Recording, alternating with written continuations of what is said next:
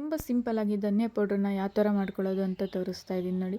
ತುಂಬ ಟೇಸ್ಟಿಯಾಗಿ ಸಾಂಬಾರು ಮಾತ್ರ ಸೂಪರಾಗಿ ಬರುತ್ತೆ ಈ ಥರ ಪೌಡರ್ ಮಾಡ್ಕೊಂಡು.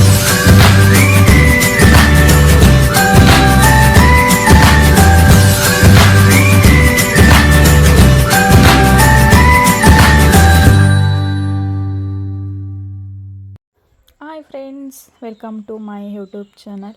ತುಂಬ ದಿವಸ ಆದಮೇಲೆ ಒಂದು ರೆಸಿಪಿ ತೋರಿಸೋಣ ಅಂತ ಹೇಳ್ಬಿಟ್ಟು ವಿಡಿಯೋ ಮಾಡ್ತಾಯಿದ್ದೀನಿ. ಅದು ಧನಿಯಾ ಪೌಡರ್ನ ಯಾವ ಥರ ಮನೆಯಲ್ಲೇ ಮಾಡ್ಕೊಳ್ಳೋದು ತುಂಬ ಸಿಂಪಲ್ಲಾಗಿ ಅಂತ ತೋರಿಸ್ತಾ ಇದ್ದೀನಿ ನೋಡಿ. ಒಂದು ಹಿಡಿ ಆಗೋವಷ್ಟು ಕರಿಬೇವು ತೊಗೊಳ್ಳಿ, ಒಂದು ಕಾಫಿ ಕಪ್ಪಲ್ಲಿ ಮರಟಿ ಮೊಗ್ಗು ತೊಗೊಳ್ಳಿ, ಅದನ್ನು ತೋರಿಸ್ತಾ ಇದ್ದೀನಲ್ಲ. ಮತ್ತು ಅದೇ ಕಾಫಿ ಕಪ್ಪಲ್ಲಿ ಒಂದು ಅರ್ಧ ಕಪ್ಪು ಮೆಣಸು ತೊಗೊಳ್ಳಿ,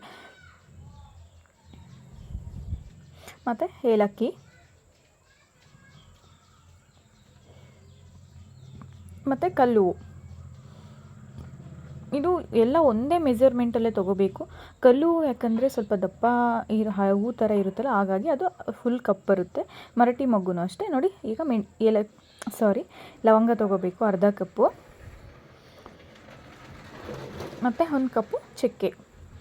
ಅದೆಲ್ಲ ಪುಡಿ ಮಾಡಿ ಇಟ್ಕೊಂಡ್ರೆ ಅದು ಅರ್ಧ ಕಪ್ಪಿಗೆ ಬರುತ್ತೆ. ಮತ್ತು ಅರ್ಧ ಕಪ್ಪು ಜೀರಿಗೆ, ಮತ್ತು ಒಂದು ಕಪ್ಪು ಫುಲ್ಲು ಅರಿಶಿನ ಬೋಟ್ ಬರುತ್ತಲ್ವಾ, ಆ ಥರದ್ದು ಅರಿಶಿನ.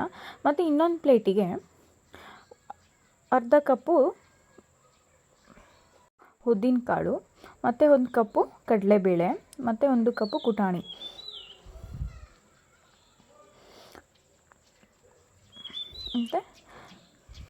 ಮತ್ತು ಧನಿಯಾ ಪೌಡರ್ ಮಾಡೋದಕ್ಕೆ ಧನಿಯಾ 2 kg ಅಷ್ಟು ಧನಿಯಾ ತೊಗೊಂಡಿದ್ದೀನಿ ನಾನು. ತೋರಿಸಿದ್ದೀನಲ್ಲ, ಇದೆಲ್ಲ 2 kg ಧನಿಯಾ ಕಾಳಿಗೆ ಹಾಕುವಂಥ ಮಸಾಲೆ ಐಟಮ್ಸ್ ನೋಡಿ. ಇದನ್ನೆಲ್ಲ ಇವಾಗ ಲೋ ಫ್ಲೇಮಲ್ಲಿ ತವಾ ಇಟ್ಬಿಟ್ಟು ಇದ್ರ ಮೇಲೆಲ್ಲ ನೀಟಾಗಿ ಹುರ್ಕೊಳ್ಳೋಣ. ಎಲ್ಲ ಒಂದೇ ಸತಿನಾದರೂ ಹುರ್ಕೋಬೋದು, ಇಲ್ಲ ಸಪ್ರೇಟ್ ಆದರೂ ಹುರ್ಕೋಬೋದು, ಅದು ಯುವರ್ ಚಾಯ್ಸು.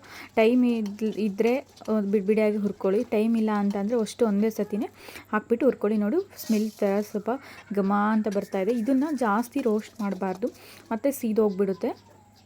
ಇದಾದಮೇಲೆ ಅಲ್ಲಿ ತೋರಿಸ್ಬೇಕಾದ್ರೆ ಅಕ್ಕಿನ ಸ್ಕಿಪ್ ಮಾಡಿದ್ದೆ, ಇದ್ರಾಗೆ ಆ್ಯಡ್ ಮಾಡ್ಕೊಳ್ತಾ ಇದ್ದೀನಿ ನೋಡಿ. 1 ಕಪ್ಪು ಅಕ್ಕಿ ಹಾಕ್ಕೊಳ್ಳಿ, ಮತ್ತು ಕರಿಬೇವು ಹಾಕ್ಕೊಂಬಿಟ್ಟು ನೀಟಾಗಿ ಲಾಸ್ಟಿಗೆ ಮಿಕ್ಸ್ ಮಾಡ್ಕೋ ಟೈಮಲ್ಲಿ ಇದನ್ನು ಸೈಡಿಗೆ ಇಟ್ಕೊಳ್ಳಿ. ಇದು ಮತ್ತು ಧನಿಯಾನು ಹುರ್ಕೋಬೇಕು, ಧನಿಯಾ ತೋರಿಸಿದ್ನಲ್ಲ ಅದನ್ನು ಹುರ್ಕೋಬೇಕು. ಮತ್ತು ಅರಿಶಿನ ಪುಡಿನ ಬೋಟ್ ಮಾಡಿ ಇಟ್ಕೊಂಡು ನೋಡಿ. ಈಗೆಲ್ಲ ಈ ಥರ ಒಂದು ಟಬ್ಬಲ್ಲಿ ಆಯಿತು, ಬಾಣಲಿಲಿ ಆಯಿತು ಹಾಕ್ಕೊಂಬಿಟ್ಟು ನೀಟಾಗಿ ಮಿಕ್ಸ್ ಮಾಡ್ಕೋಬೇಕು ನಾವು.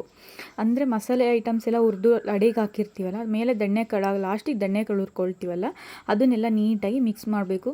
ಮಿಕ್ಸ್ ಮಾಡ್ತಿರ್ಬೇಕಾದ್ರೆ ಫುಲ್ ಘಮ ಅಂತ ಸ್ಮೆಲ್ ಬರ್ತಾ ಇರುತ್ತೆ, ತುಂಬ ಟೇಸ್ಟಿಯಾಗಿರುತ್ತೆ. ಬರ್ದಿದ್ದವ್ರು ಸಮೇತನೂ ಇದನ್ನು ಮಸಾಲೆನ ಆರಾಮಾಗಿ ಧನಿಯಾ ಪೌಡರ್ನ ಮಾಡಿಕೊಂಡು ಮನೆಯಲ್ಲಿ ಇದು ಮಾಡ್ಬೋದು. ಅಂಗಡಿಯಲ್ಲಿ ತರೋದಕ್ಕಿಂತ ಮನೇಲಿ ಮಾಡ್ಕೊಂಡಿರೋ ಧನಿಯಾ ಪೌಡರ್ ತುಂಬ ಟೇಸ್ಟಿ ಇರುತ್ತೆ. ಇದನ್ನು ಮತ್ತೆ ಹೋಗ್ಬಿಟ್ಟು ಗಿರಣಿಗೆ ಹಾಕಿಸ್ಕೊಬರೋಣ. ಗಿರಣಿಗೆ ಹಾಕಿಸ್ಕೊಂಬಂದು ಜಲ್ದಿ ಹಿಡಿದು ಇಟ್ಕೊಳ್ಳೋದು.